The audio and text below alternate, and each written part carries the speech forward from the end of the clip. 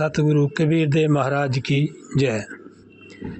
परमात्मा के प्यारे हंसो, आओ आज हम इस मन को खोजें, आखिर ये मन है क्या। ऋषि मुनियों ने और महान संतों ने इस मन के बारे में क्या कहा है, कौन है ये मन, इस पर चर्चा करते हैं। श्री गुरु नानक देव जी कहते हैं कि मन तो ज्योत स्वरूप है, अपना मूल पहचान, मना हरि जी तेरे नाल है, गुरमति रंगमान। और मुनि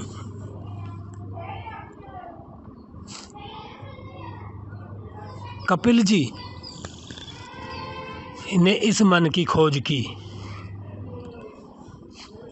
ऋषि कपिल मुनि जी सांख्य शास्त्र में इसका वर्णन करते हैं।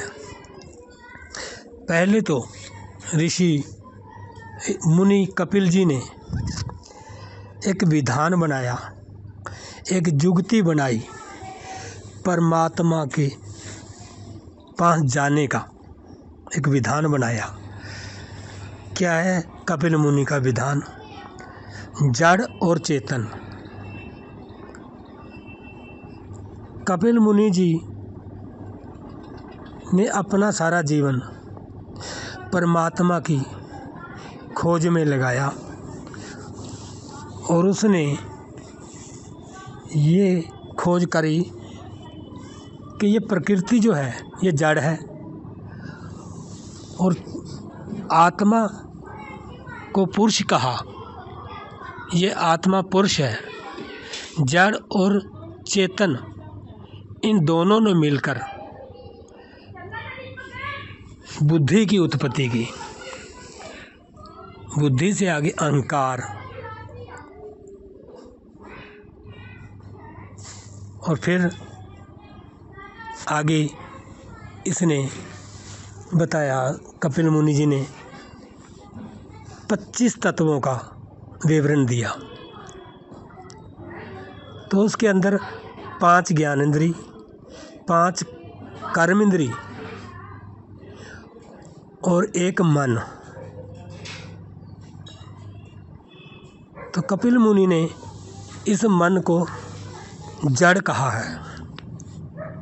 आगे 5 तन्मात्राएं और 5 महाभूत। तन्मात्राएं शब्द, स्पर्श, रूप और गंध।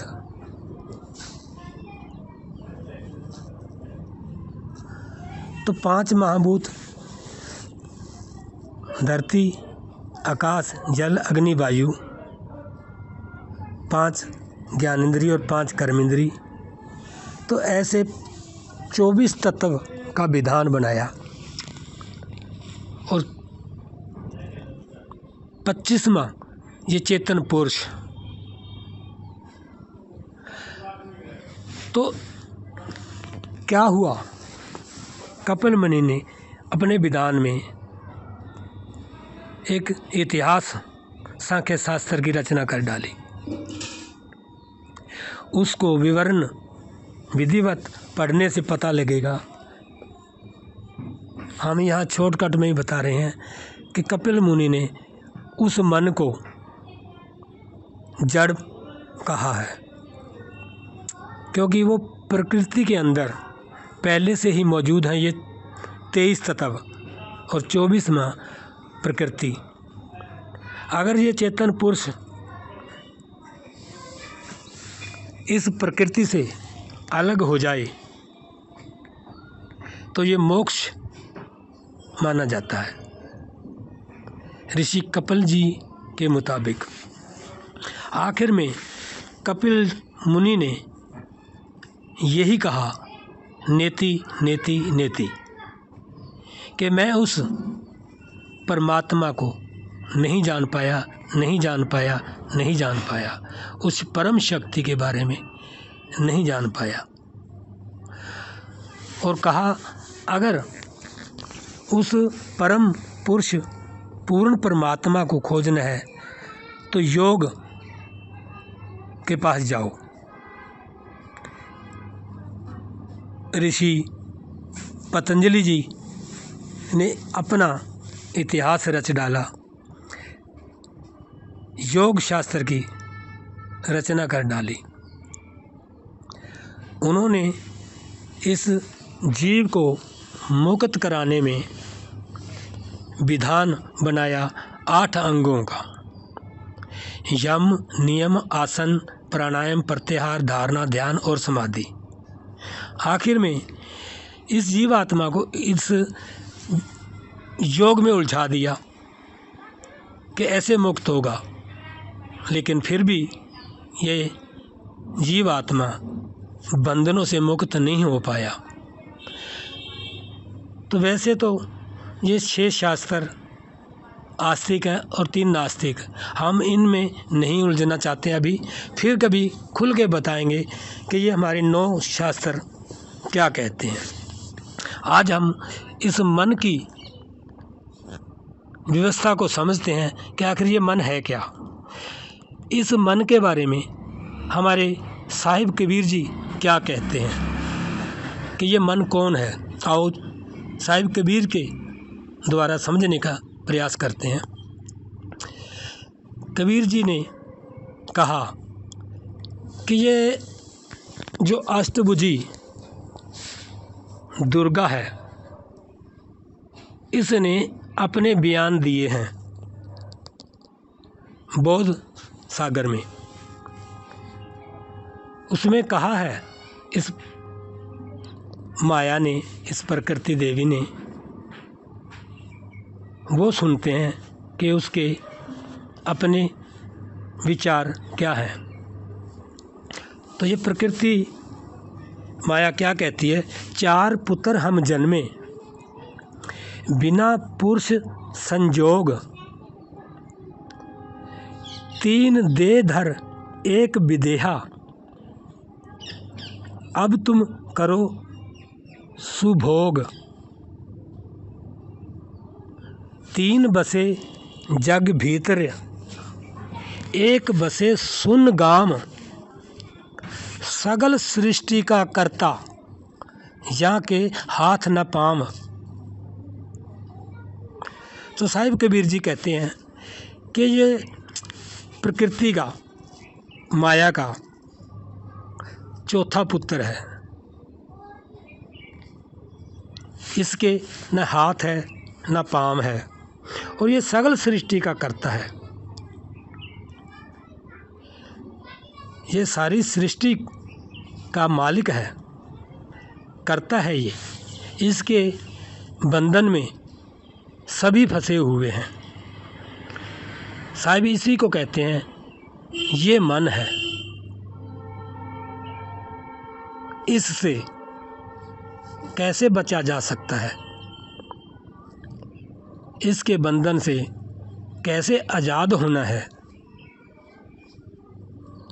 इसके तो कोई हाथ भी नहीं है और पाँव भी नहीं है, ये तो विदेही है। तो बहुत सा भगत समाज जाने अनजाने में इस विदेही मन की पूजा कर रहे हैं। इसी को अपना इष्ट देव मालिक मानकर जाने अनजाने में इसकी पूजा ही कर रहे हैं। साहिब कबीर जी इसी से बचने की विधि को बताते हुए कहते हैं कि उस सार शब्द की भक्ति करो। कबीर का सार शब्द, उसको समझो, उसकी पूजा करो। तो साहिब कहते हैं साचा सतगुरु कोई न पूजे, इन झूठियां जग पत्यासी, अंधों की बाँ एक अंधे ने पकड़ी, इन दोनों को राह कौन बतासी। साहिब कबीर जी कहते हैं कि इस मन की पूजा सारा संसार करता है। जाने अनजाने में ये भगत समाज भक्ति तो करते हैं, लेकिन इस मन की, इस ज्योति निरंजन के चौथे पुत्र जो विदेही रूप में हर एक के संग रहता है, जाने अनजाने में बहुत से लोग इसी की पूजा में व्यस्त रहते हैं। ये ध्यान करते हैं तो उसी का करते हैं। इसीलिए साहिब कबीर जी ने ध्यान से बाहर बताया है। तो सच्चा सतगुरु कोई भी नहीं पूजता। साहिब कहते हैं कि सच्चे सतगुरु को तो कोई भी नहीं पूजता। किन को पूजते हैं? झूठे सतगुरु को। तो यहाँ पर सतगुरु भी सच्चे और झूठे हैं इस संसार में।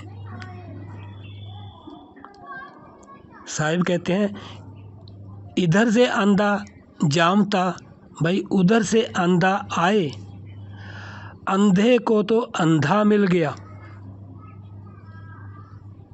इन्हें राह कौन बताए। तो इस संसार में ये उदाहरण देकर कह रहे हैं कि एक अंधा जा रहा है और एक अंधा आ रहा है, दोनों की टक्कर आपस में हो जाती है, तो दोनों बहुत ही अपने आप में चालाक हैं। क्या कहते हैं? अरे तेरे को दिखाई नहीं देता, दूसरा कहता तेरे को नहीं दिखाई देता। जब आपस में बात करते हैं दोनों को पता लगता है कि दिखाई तो हम दोनों को नहीं देता। तो उन दोनों ने रल के एक खिचड़ी बनाई गुरु और शिष्य की।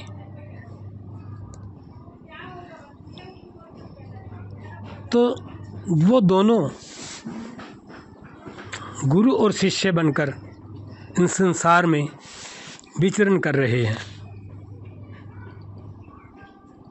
इसीलिए साहिब ने कहा सच्चा सतगुरु कोई न पूजे, इन झूठियाँ जग पत्यासी, अंधों की बाँ अंधे न पकड़ी, अब दोनों को राह कौन बतासी। मानेंगे नहीं। साहिब तो कहते हैं कि सच्चा सतगुरु, उसकी पूजा कैसे करनी है।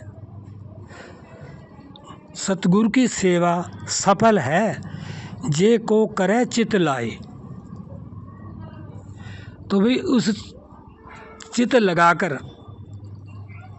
सतगुरु की सेवा करनी है तो ही सफल होएगा। साहिब कहते हैं कबीरा ये तन जाएगा, सके तो ठहर ला, एक सेवा कर सतगुरु की और गोविंद के गुण गा। सतगुरु की सेवा और गोविंद के गुण, यही तो वो विधान है।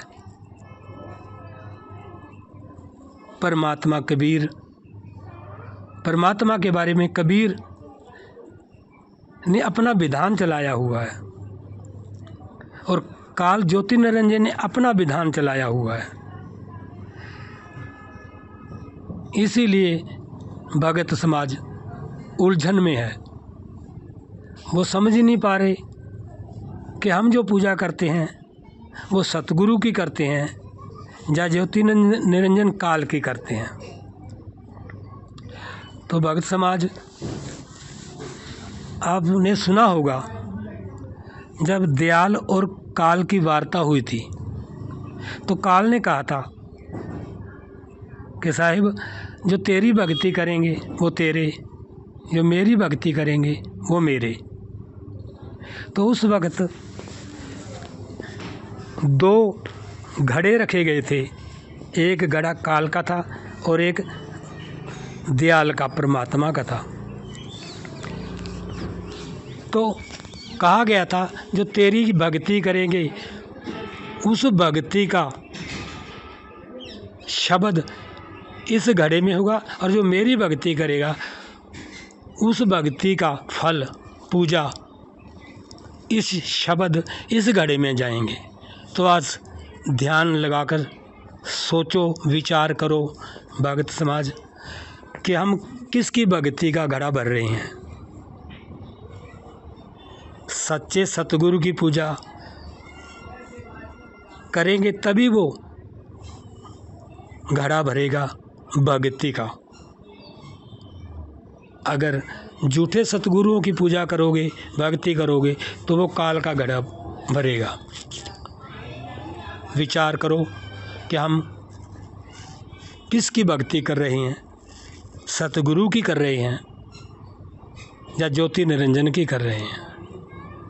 विचारणीय बात है। विचार साहिब कहते हैं, ना सुख बिच गृहस्थ दे और ना सुख छड़ गया, सुख है बिच विचार दे संतां शरण पिया। जब हम किसी साधु संत, वो साधु संत जो कबीर ने बनाए हैं, जो महान पुरुषों ने बनाए हैं, उन साधु और संतों के पास से विचार मिलते हैं। और जो देवताओं के भक्ति में लगे हुए हैं, वो विचार काल के होते हैं। तो आप भगत समाज हो, बहुत समय से परमात्मा की भक्ति में खोज में लगे हुए हो। भागो दौड़ो मत, साहिब की वाणियों पर विचार करो और सोचो कि हम किसकी पूजा कर रहे हैं। अगर आपको समझ आ जाए तो खोज करो साधुओं की, संतों की, जिनके पास सच्चे सतगुरु की भक्ति का भेद है। और जब आपको विश्वास आ जाए सच्चा सतगुरु की पूजा क्या है, तो फिर दृढ़ता से, लगन से उस शब्द को सिमरन करो। और वो शब्द है सार शब्द। तो आज हम अपने विचारों को यहीं विराम देते हैं। सत साहेब, सत साहेब, सत साहेब।